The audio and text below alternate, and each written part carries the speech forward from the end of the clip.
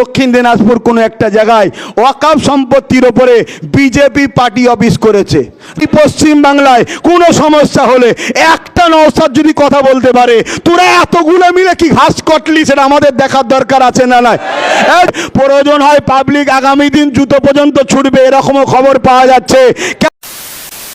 যে কালা কানুন তৈরি হলো গত 2 তারিখে, এটা সম্পূর্ণ ভারতবর্ষের সংবিধানের বিরুদ্ধে হয়েছে। আমাদেরকে ভাবতে হবে, আমাদের দেশের মাথায় যারা বসে আছে, যারা জনগণের ভোট নিয়ে সংবিধানের শপথ নিয়ে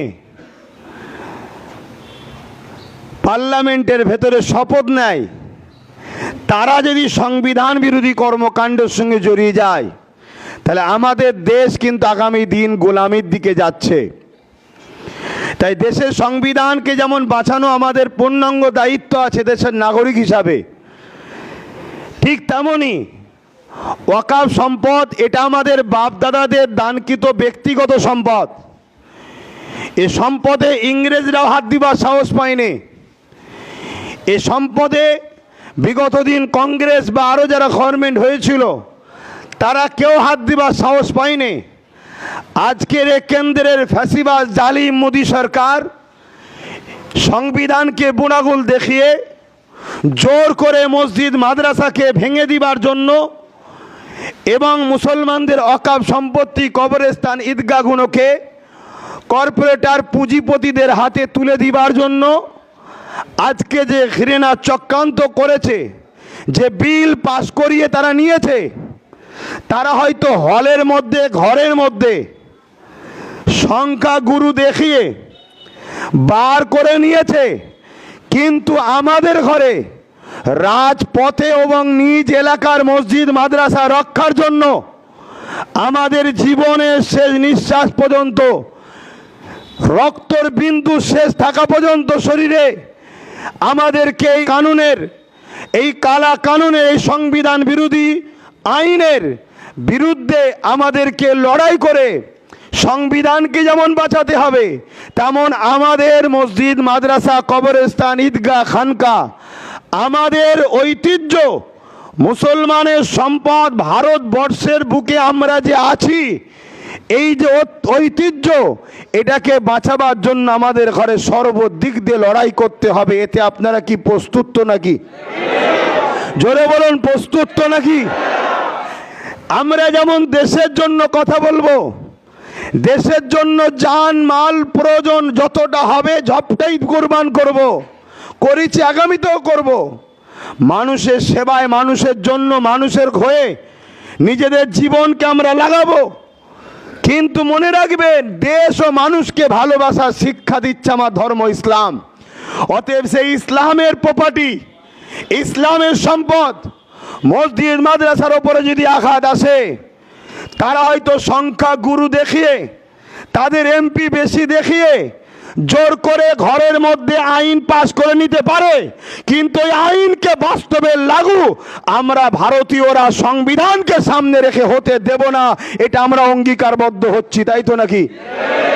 তার জন্য আমাদেরকে সংবিধানের দায়রার মধ্যে থেকে, সংবিধান যেভাবে আমাদেরকে পাওয়ার দিয়েছে, সংবিধান যেভাবে আমাদেরকে অধিকার দিয়েছে, সংবিধান যেভাবে আমাদেরকে ক্ষমতা দিয়েছে, সেইগুলোকে সামনে রেখে আমরা সম্পূর্ণ ক্ষমতাকে প্রয়োগ করে হয়ে সংবিধানকে যেমন বাঁচাবো, সংবিধান বিরোধী যে আইন তৈরি করেছে কেন্দ্রের ফ্যাসিবাদ মোদী সরকার, সেই আইনকেও আমরা প্রতিরোধ করে দেখাবো ইনশাআল্লাহ। বিগত দিনে কৃষক ভাইদের বিরুদ্ধে কালা কানুন তৈরি হয়েছিল।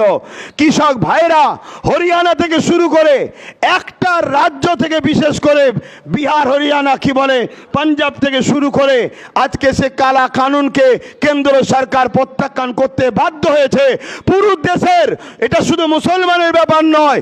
একদিকে যেমন মুসলমানদের ওয়াকফ সম্পত্তি ঠিকই, কিন্তু মনে রাখবেন, সমাজকে বুঝান এটা সংবিধান বিরোধী হচ্ছে। তো সংবিধান তো মুসলমানের যতটা, হিন্দুদের ততটা, খ্রিস্টানের ততটা, প্রত্যেকটা ভারতীয় মানুষের দায়িত্ব সংবিধানকে বাঁচানো। আর এটাও মনে রাখবেন, আমরা অনেক তথ্য বার করছি। আপনারা যাদেরকে ভেবেছিলেন যে বিজেপিকে রুকার জন্য অমুক অমুককে দরকার আছে, তারা ওই দিন বিধানসভায় পার্লামেন্টে যে কি করেছে এটাও আমাদের দেখার একটু দরকার আছে না নাই? কথা বলুন, দরকার আছে না নাই? তাই কে কে হাজির ছিল, কে কে হাজির ছিল না, যারা হাজির ছিল কি বক্তব্য দিয়েছে, কি কথা বলেছে, এটা আমাদের দেখা দরকার আছে না নাই? কেউ যদি বলে সংখ্যা ওদের বেশি, আমরা কি করব? মনে রাখবেন, জনগণ অনেকে বলছে যারা হাজির ছিল না বা সংখ্যা বেশি দেখে সরে গিয়েছিল তাদের ব্যবস্থা জনগণ পাবলিক নেবে। প্রয়োজন হয় পাবলিক আগামী দিন জুতো পর্যন্ত ছুটবে, এরকমও খবর পাওয়া যাচ্ছে। কেন? কার সংখ্যা বেশি দেখার দরকার নয়, আমাদের দেখার দরকার তোমাকে আমরা পাঠিয়েছি কি করতে, তুমি আমাদের সমস্যা হলে কথা বলবে, ঠিক না বেটি? এই পশ্চিম বাংলায় কোনো সমস্যা হলে একটা নওশাদ যদি কথা বলতে পারে, তোরা এতগুলো মিলে কি ঘাস কটলি, সেটা আমাদের দেখার দরকার আছে না নাই? এই জোরে বলুন, দেখার দরকার আছে না নাই? তো সেই জায়গাতে আমাদেরকে এই খবরটাও নিতে হবে, এই বিষয়টা আমাদেরকে জানতে হবে। হ্যাঁ, আমি আবার বলছি, আগামী দিন যদি সত্যিকারের কেউ যদি সর্বদিক দিয়ে রাজ্য ও সেন্টার উভয় জায়গার ওয়াকফকে উদ্ধার করার জন্য যদি এগিয়ে আসে, আমরা আহলে সুন্নাত ওয়াল জামাত তাকে সাপোর্ট পূর্ণাঙ্গ করব। আপনাদের মতামত কি? আর একটা পয়েন্ট যেটা বললাম মাথায় রাখবেন, একটু চোখ খুলুন।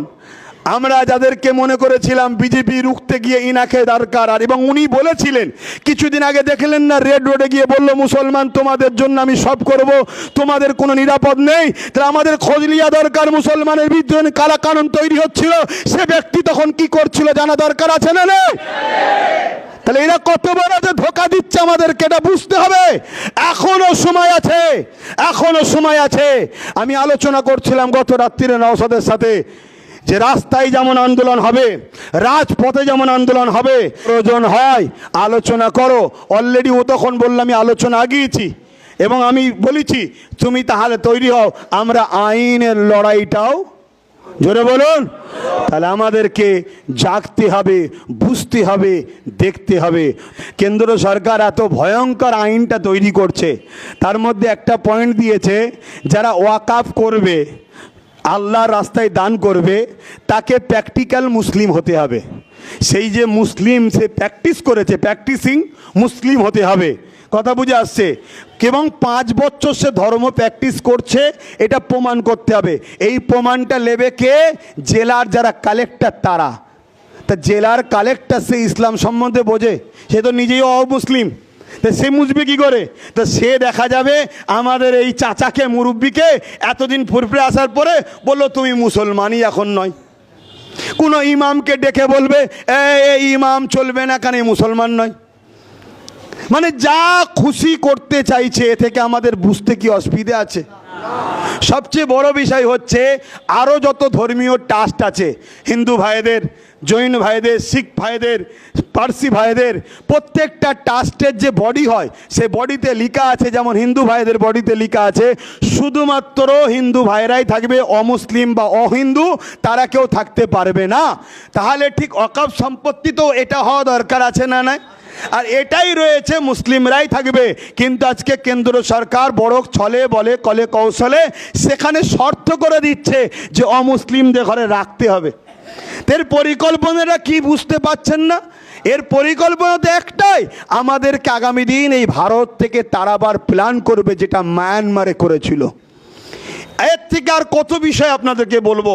তাই এখনই সময় আছে, আমাদেরকে সংগঠিত হতে হবে এবং আমাদেরকে এই কালা কানুনের বিরুদ্ধে বাতিল করার জন্য প্রতিটা গ্রামগঞ্জে অঞ্চলে প্রতিটা নিচু তলার মানুষ সবাইকে বুঝাতে হবে, সবাইকে জানাতে হবে, সবাইকে সজাগ করতে হবে। কথা বুঝে আসছে?